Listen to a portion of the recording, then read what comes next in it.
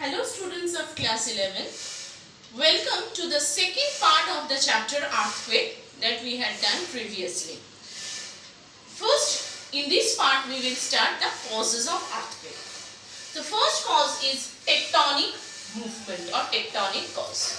You know that in the earth's surface, in the earth's interior, there are many plates and these plates are moving or floating, remain floating condition on asthenosphere. Some tectonic plates are continental plates, some are oceanic plates. And when these tectonic plates converge with each other, the relatively heavier plate will slide above the weaker plate. That is, when there are two plates, the relatively heavier plate moves over the weaker plate. And for this reason, earthquake and volcanic incident is a common feature. Example, the earthquake occurred in 28 October 2011 due to the collision of Anatolian plate and Arabian plate. These two plates collide and earthquake occurs in 2011 Van earthquake. It is because of the collision of two plates, Anatolian plates and Arabian plates. The second effect is volcanic cause. What is the second cause? Volcanic cause. Due to earthquake may occur because of volcanic activities. That is, when there is sudden eruption of volcano from eruption of volcanic materials like lava, ash, cinder, all these are volcanic materials, and when they eject out from the vent or crater of the volcano, earthquake can also occur because of this tremendous movement of the material. There is jerk and this causes volcanic eruption. Then dislocation of the earth's crust. Dislocation of the earth's crust means what? In the rock bed, there are several rock beds in the interior of the earth, and if these rock beds dislocate, if their position change, it causes earthquake. Then adjustment in the inner rock bed. You know that there are continents, there are two parts, crust, seal and sima, and if there is any adjustment of seal and sima, seal is an oceanic crust made up of silica and aluminum. Sima is a continental crust and sima is an oceanic crust made up of silica and magnesium. And when there is any adjustment between seal and sima, earthquake may happen. Then pressure of the gases of Earth's interior. When you know that at the interior of the Earth, the temperature is above 5,000 or 6,000 degrees Celsius or more. In that temperature, the gases remain in compressed form. And if there is some reason, if the gas is released, it can cause earthquake. This is the pressure release of gases. And next, the last factor is human factor. That is our activity. All these are natural. Up to point number 5, natural causes. Point number 6 is human factor. That is our activities can also cause earthquake. For example, the construction of dams or reservoirs can cause earthquake. The atomic or nuclear bomb blast can cause earthquake. Example can be given, that is Koyna earthquake in Maharashtra in 1985. Because of the construction of Koyna Dam on river Koyna in Maharashtra causes huge earthquake in 1985. That is a man-made earthquake. Okay. Now we are moving to the next part, that is the effect of earthquake. Effects.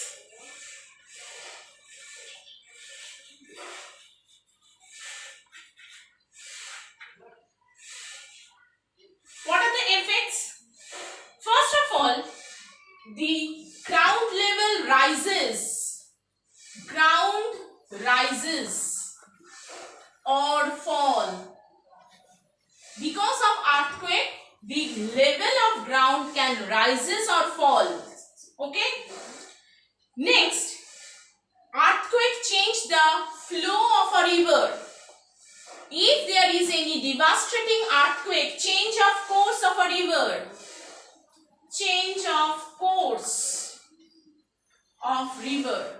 If there is any earthquake in the course of a river, the river cannot move properly. So it will change its course and divert in different other direction.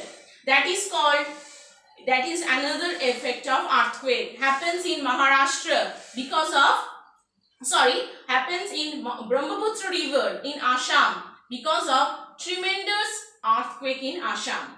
Next, earthquake causes landslide in the hilly region. It causes landslide. Earthquake causes landslide. Number 4, earthquake may causes the coastal area to rise and fall. Number 5, tsunami. This we will discuss afterwards. Tsunami is a tremendous harbor wave that causes tremendous and destruction in the coastal area.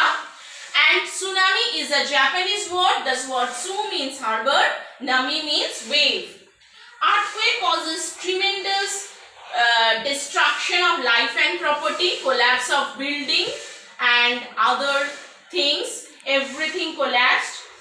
The roads, bridges, buildings, etc. also collapsed. And sometimes because of earthquake, there is fire broke out because the electricity pole can uproot and it causes to break out of fire, which can also very harmful. So these are all the destructive part of the earthquake. What are the constructive part? Earthquake may causes fertile lava soil. Earthquake brings out the minerals from the underground and which may remain unexploited by us. Earthquake can causes fissure opening. Okay. These are all the constructive part. Then types of earthquake. According to the causes, there are 3 types of earthquake. Tectonic earthquake, which is caused because of tectonic activity. Then volcanic earthquake, which is caused when there is any volcanic activity. When earthquake occurs, that earthquake is called volcanic earthquake. Then explosion earthquake, when there is any nuclear bomb explosion, earthquake may happen. That type of earthquake is called nuclear bomb explosion. Roof collapse earthquake. This is very interesting. In the coal mine, because of unplanned or unscientific mining of the coal, the roof of the mine can be collapsed and it causes tremendous destruction, havoc destruction. That is called roof collapse earthquake. And plutonic earthquake. Plutonic earthquake means the very deep rooted earthquake. When the center of the earthquake lies at the earth's very interior of the earth, that is called plutonic earthquake. Now the next part is the zones of the earthquake. In world there are 3 zones, circum-Pacific zones, the mid-world zone, which is called Pacific Ring of Fire. Very, very important. Pacific Ring of Fire. Around the Pacific Ocean, Pacific Ring of Fire. Around the Pacific Ocean, there are 500 active volcanoes in the world. 500 active volcanoes are present around the Pacific Ocean, and it causes a ring. And as there are 500 active volcanoes, earthquake and volcanic eruption both are common in this belt. And you know, Japan is fall within this belt, and Japan is a earthquake prone area. Why? Because it comes within this belt. Okay. And this is world, and in India there are 2 parts, the Himalayan zone, Indo-Gangetic zone, 3 parts, Himalayan zone, Indo-Gangetic plain and Ganga-Gangetic plain, peninsular India. Then Himalayan region is a very high earthquake zone, and you know that Nepal, Bihar, West Bengal, in Darjeeling, all this region, Assam, very earthquake prone zone, as Himalaya is a young fold mountain and the height of the mountain is still rising. The height of Himalaya is still rising. The mountain is a young fold mountain. The tectonically or the region is weak, and so earthquake is a common incident in Himalayan region. See this blue box, very important, why earthquake is common in the Himalayan region.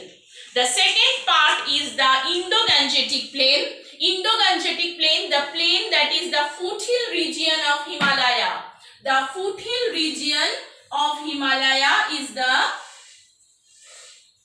Indo-Gangetic Plain.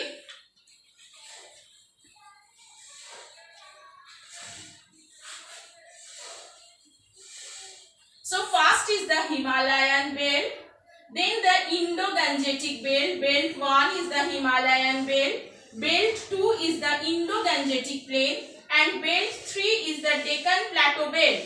Belt 1 Himalayan belt, very high earthquake prone zone. Belt 2 is the Indo-Gangetic plain, that is the foothill of the Himalaya. It is the foothill of Himalaya. There also earthquake happens, and second part is the third one is the Deccan Plateau region. Deccan Plateau region is also an important place of earthquake. The important earthquake of Deccan Plateaus are Latur earthquake, Jabalpur earthquake, Koyna earthquake, etc. This is the end of part 2, and we will continue or complete this chapter in the part 3 of this video. Thank you.